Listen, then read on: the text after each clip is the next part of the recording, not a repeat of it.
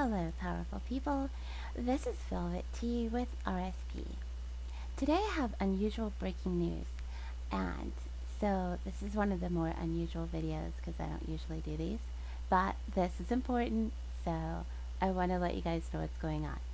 Okay, so if you haven't heard so far, Trump, the current occupant of the White House in the United States, decided the other night that he was going to pull our troops out of Syria. Now, it just so happens it coincides with Vladimir Putin's birthday. Interesting, huh? So let's take a look and see exactly what it is that we're talking about. The Trump administration made two recent foreign policy decisions that lawmakers from both sides of the aisle worry will benefit Russia. President Donald Trump announced a decision to pull roughly 1,000 U.S. troops from northern Syria on Sunday night, a move that would not only endanger the Kurds, who's a U.S. ally in the region, in their fight against the Islamic State, but would also mark a victory for the group of adversarial countries, including Russia. Now, you can read more of this because the important part is that because of Trump's move the other day, as of today, the Kurds are on the run. The U.S. forces have kind of left a gap so that both Russia and Turkey have now decided to attack and bomb Syria. So over the course of the next few days, you're going to hear a lot about people getting killed and breaking out of the prisons and the ISIS fighters and so forth.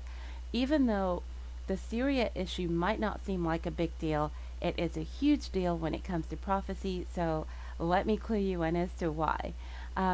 First, we have to go back to where the 400-year prophecy takes place, which is Genesis 15. And let's go down to verse 18.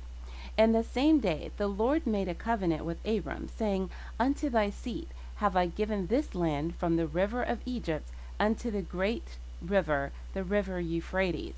Okay, this is important to note because, as most of us know, all of the names on the map have been changed from the biblical times until today's times. So let's look at the Euphrates. The Euphrates River is the longest river in Western Asia. The river has three riparian countries, Iraq, Syria, and Turkey, and its basin is distributed among 5 countries with a total estimated population of 23 million. Okay, most of the Euphrates stream flow originates from precipitation in the Armenian highlands, and the contributions made by the remaining riparian countries are generally small. In addition to some intermittent streams, the Sajur, the Balik, and Kabor are the main contributors to the Euphrates that flow in Syria.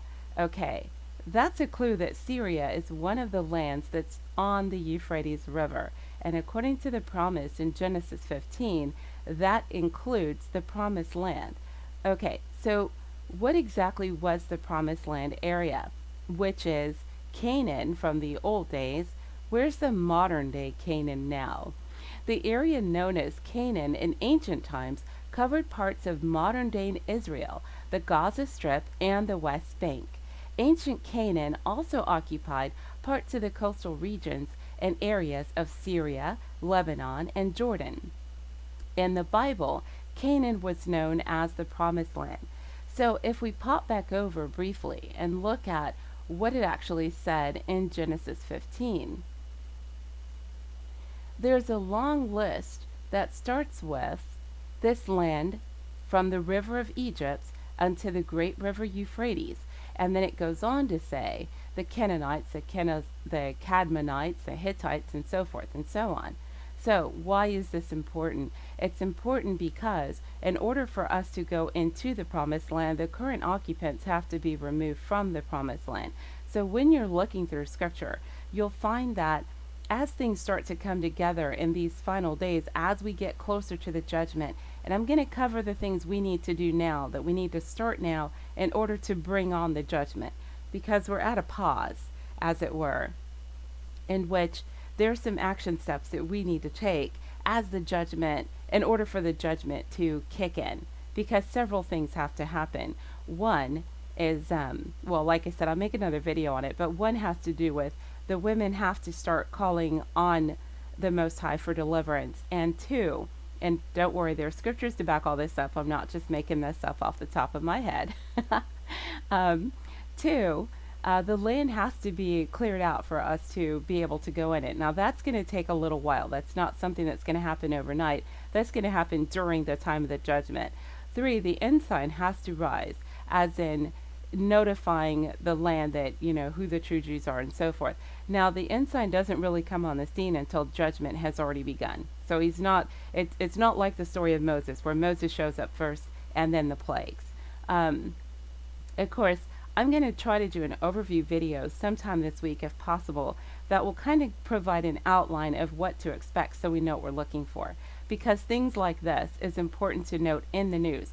Anything that has to do with Israel and Syria and anything in the area where the promised land is, whatever's affecting them is going to affect us and how soon we will start preparing for this exodus.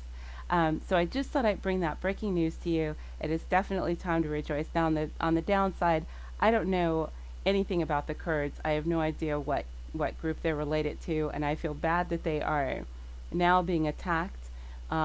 You know, I can't say I'm in agreement with how the government is handling these things, but it's not my job to critique the government or to give anybody a history lesson or any of that or my opinion.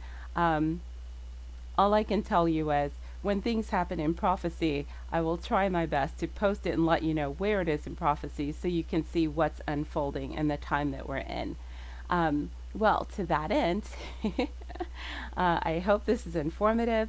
Make sure that you get your hands on those lost and stolen books so that you can find out for yourself, because, you know, the plagues are on the horizon, the judgment is coming, and you have to know what it is that you're supposed to do as things start to unfold. So remember, in all that getting, get understanding, and remember to seek truth.